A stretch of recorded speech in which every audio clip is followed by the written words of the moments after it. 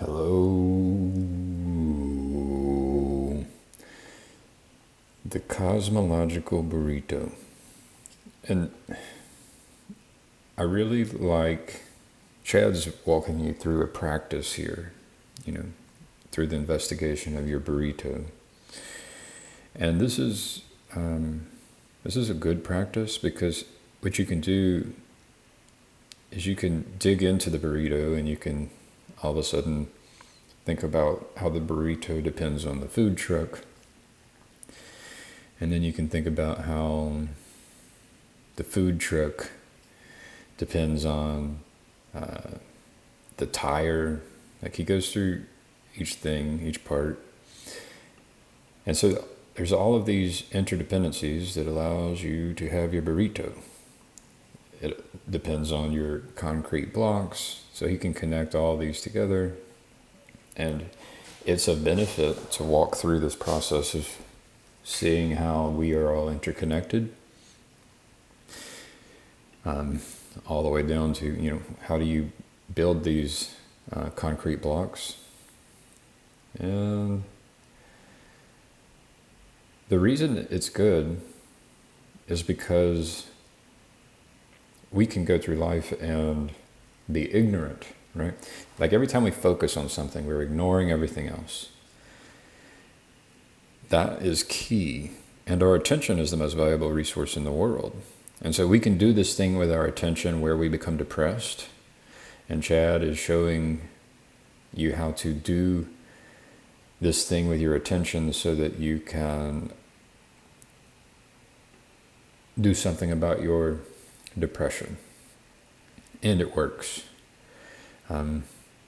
So Chad is a mind-altering experience, and if you can follow along with someone like Chad to teach you how to change your mind, to change the way you focus your attention, then you can overcome your depression, and you don't need the mushrooms. But mushrooms will do the same thing, but they are a bit more dangerous than Chad. The mushrooms can actually lead to you doing things that cause you to die, like crawling under a truck in the middle of winter and freezing to death, because you don't feel the cold. And so I'm going to let Chad speak. Everything is influenced by God, and burritos are in here between, I think Chad said, relationships and recreation. On the list, probably somewhere between recreation and family. Probably somewhere there. Maybe sometimes it might be a chore to get down a burrito. Anyways, at the end of the day, we don't know where life comes from. I don't even understand. So you have your eyeballs and you're looking at this video right now, and you have your ears and you're listening right now. And beyond that, you have everything else going on around you. We don't even know how this works. I don't think we do. I think we have some models and some understanding on how we see and hear and all this stuff, but we really don't know. We really don't know how it comes about. We don't know. So it's a mystery, right? And maybe God just wanted us to have burritos. I mean, it seems pretty apparent. We have them. The burritos, just one burrito seems to make the world go round. It's pretty strange, don't you think? So, if you want to see more stuff like this, or maybe another video on cosmology of burrito, I guess we can kind of go down the line. But it's always going to be the same thing. It's just like it always keeps. It's this great thing, And so, in conclusion, I would say, let's try to pay attention to how good we got it. I think that's where it's at. I think there's something in there, So, yes, we need to remember to pay attention to how good we got it. And we can be grateful. And this is a trick you can do without the burrito. Like if you are, no matter, a human being that is alive can pay attention to how good they've got it. It can be done in about every situation. I would say most situations. Like if you take all of the seconds, like a human second, most of those human seconds are opportunities to appreciate how good you've got it. Because like we can focus our attention on anything, which allows us to ignore everything else. And so this practice of appreciating and being grateful is a good practice. So there's all the preface, right? There is a but. I had someone say, you can ignore everything that came before the but. Well, I say no. So I want to be like the, I can't even say I want to be. God created me to be the devil's advocate, like the Antichrist, right? So that's what I'll play. Because, when Chad focuses in this area, there are some really good things that can help people get out of depression, for example. And that's important. It's very important. But then there are things being ignored. And so I put it in some comments in this video is there are people who can't eat a burrito because they do not have access to a burrito. And so then you can, by understanding where the burrito comes from, all of these things. And I've done this practice, and I did it with kind of a love for other people, because there is a feeling of, it looks like guilt, but it's not. It's like the Spider-Man, with great power comes great responsibility. And so it's not guilt, but it's more like, your purpose. And so I was created to do this, and to say things like, many people in the world do not have access to a burrito. And if you start looking at all the dependencies, it boils down to human, right? And then it boils down to, from human as the foundation, this is what you learn by studying the Cosmological Burrito, is that humans are the foundation. You don't have burritos without humans. Then you can say, well, what do humans need? How can we increase the opportunity such that every human has access to a burrito? Well, you can start with saying, well, every human needs clean water, right? We need air and we need water. Those are very important. You take away air and water. You take away air, there's no humans. You take away water, there's no humans. So you can be very grateful for your burrito. But then you can also ask yourself, because of love, you can give your attention to all the people who don't have access to burritos, and by being grateful and understanding where all those burritos come from, like the root cause. This is where Chad, he stops and says it's a mystery.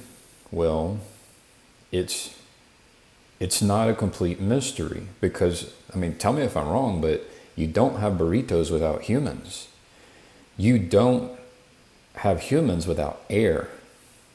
You don't have humans without water. And so the problem of bringing about the cosmological burrito is the problem of providing clean water. And then when you want to provide clean water, when you understand that you need humans, you need air, you need clean water, then you start to understand, oh, looks like we need plants, like we need to be able to grow plants, and it looks like we need to be able to, the plants help with the air, and what plants need water too. It seems like we need water for our plants and for our animals. We need clean water. So the cosmological burrito, at the end of the day, is connected to the convective heat engine. What's interesting is this process of just taking anything seriously, like the cosmological burrito, can lead you to the answer. And this is what this means is most people don't take things seriously. So people will consume this content that we are creating and just, what is it? I'm trying to get a Grimgro's term. We are the audience. We're just the audience, just consuming content, just feasting on the content, on the burrito. And our mind is totally absent of where that burrito comes from, and it's absent of all the people who don't have access to that burrito. Right? But if you take the burrito seriously, if you seriously appreciate that burrito, it leads you to your purpose in life. And so it's not a mystery. This has never been created before in our history, and it can provide clean water to thousands of people. Well, this says 100,000 people. And so what I find is people don't take things seriously. So you can trick yourself into believing it's a mystery, and then you stop exploring your purpose. You can trick yourself into doing that. And it's not a terrible thing, but if you really love, like if you're really serving God, then you will care about clean water. You will care about people. And you will ask the question is, what can I do to help all of the people? And it starts with yourself. You have to take care of yourself. You have to be grateful for your burrito. And it's not easy. And you want your wife, your spouse to be grateful for the burrito, and you want your children, you want your neighbors, you want the people you work with every day, if you go to church, if you go to school, wherever, the people you are with that are closest to you in space-time, you want to try to help them appreciate the burrito. And the only way you can provide an environment conducive for them to appreciate the burrito is to make sure that you appreciate the burrito. Okay, and that's your first step. But the next step is, where did the burrito come from? This is a seeking, right? We're seeking the truth. We're seeking the most important, ideal truth that we can find and we have some faith that we can find it. And so you have to balance and do a dance between the gratitude and the challenge, the pushing yourself to grow, to learn more, to explore, and being able to oscillate, ride the wave of getting stressed, trying to figure it out, and going into a peace of appreciating the things that have been figured out. And it comes down to humans are important, air is important, water is important. These are important things. And so when you're focusing on any of these other things,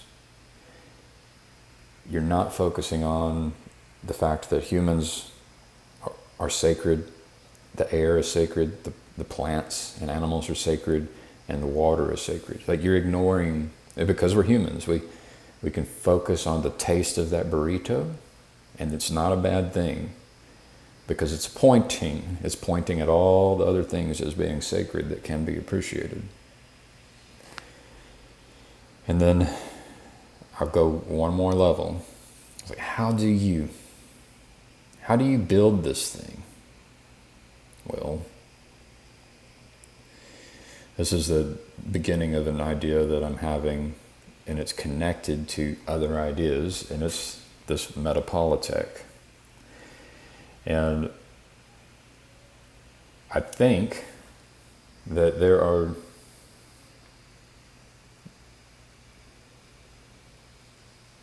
is a lot of corrupt systems. The systems have power. So when you attempt to give the answer to how to provide clean water to the world to people who claim to be interested in helping the world, and you are ignored, it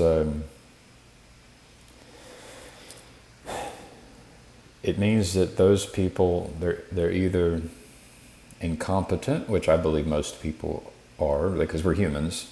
We're focusing on the taste of a burrito instead of appreciating what all goes into that burrito and how we might help everyone be able to have a burrito. So it's incompetence. And it's the thing is, and I write about it, is trust this, we are all corrupted people. The thing is some people, like Chad, Pope Chad, who's teaching us about the burrito, the cosmological burrito, and the truth, the highest truth that is embedded within the cosmological burrito and everything. It's all interconnected.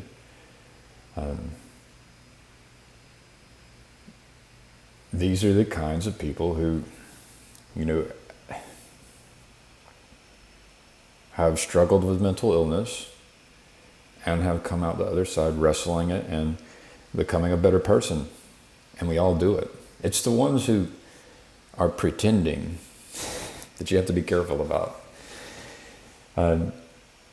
So we, in order to make sure everyone has access to a burrito, we have to build the kingdom on earth. Like, when everyone has access to a burrito, we will have built the kingdom, right? And so the question is, how do we get involved? How do we build the kingdom? And then my playing with an idea has something to do with, let's use technology, right? So the convective heat engine, it's not like we're doing magic, right? The convective heat engine is you study the world, and by studying the laws, the laws of nature, you then create these boundary conditions, a structure. See the structure? It creates boundaries, which then takes advantage of the laws in nature at specific points in time within a system. And so, similarly, in order to organize humans, we have to understand human nature, that we are corrupt. And we have to understand these corrupt systems that corrupt humans have created. And we have to learn how to encourage them to bring about good fruit. And so, one thing that's important would be funding. And 10 years ago, I built this software connected to PayPal so that when people paid me, Hero LFG, it started out as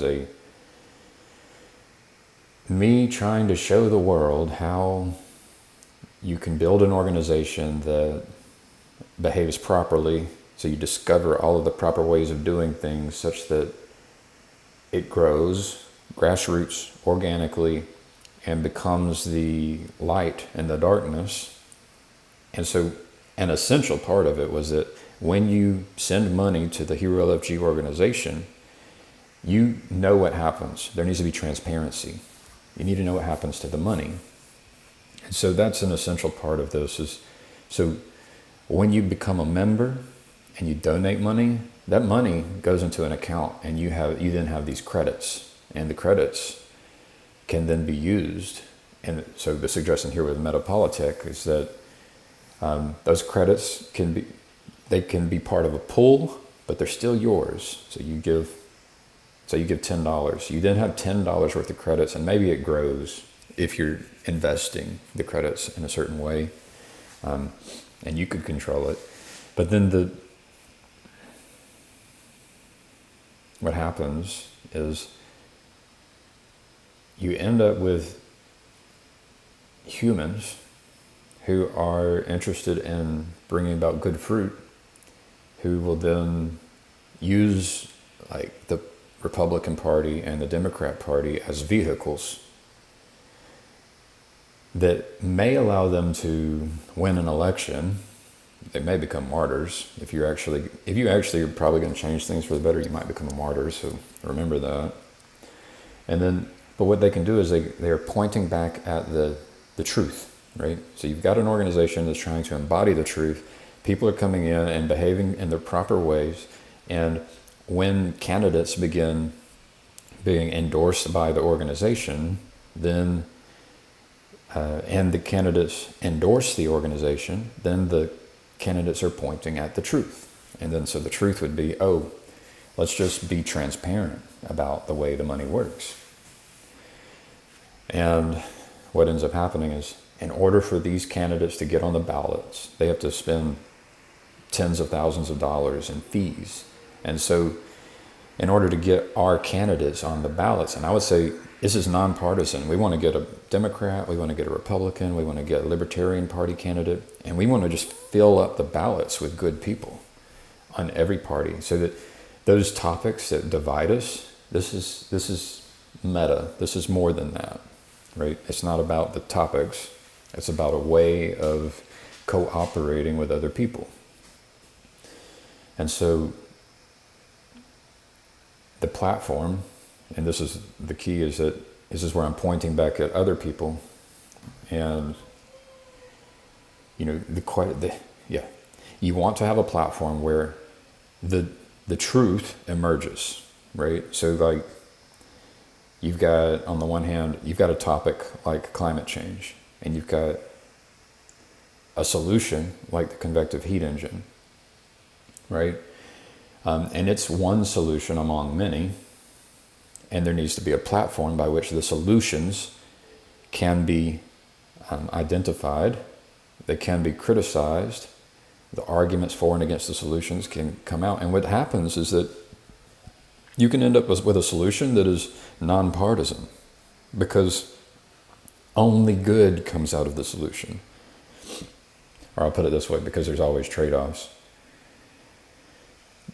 There's the most amount of good comes out of the solution. So you are, for the Democrats, you are addressing climate change and providing for the homeless people, and providing for a reliable supply of food, water, and shelter. And for the Republicans, you are providing opportunity for people to work, to grow their food, to have clean water, to have shelter. These things have to be built. It's not like you are just handing money to people so that they can become dependent. This is a way for people to become independent, to do work, to become part of a community in order to provide for their own burritos. You don't want to be handing out burritos to everyone at the end of the day. And this is the Republican view. So I believe that this solution of like a convective heat engine, it allows for, I'll put it this way. You can have ideas like the convective heat engine. You can compare all the arguments, the costs and the benefits, and you can see that, this would be a good investment. And so the Republicans might actually try to do this in the market, right? But you could do this in the market. The Democrats might try to get the government to do it, and you can do that as well. And there's trade-offs for doing that. So the platform provides solutions and arguments for solutions and allows you to compare them because human attention is limited. And so you need a way to organize your information into a library. So what I came across was the Society Library. And my concern is that they aren't doing it well, but I'm trying to connect with them. There's a lot of potential. The Society Library. And the Society Library has this organization of information. It needs the ability to do error correction. And this can be part of the nonpartisan community of people trying to do good work, trying to make sure everyone on Earth has access to burritos. All right. I think that's long enough.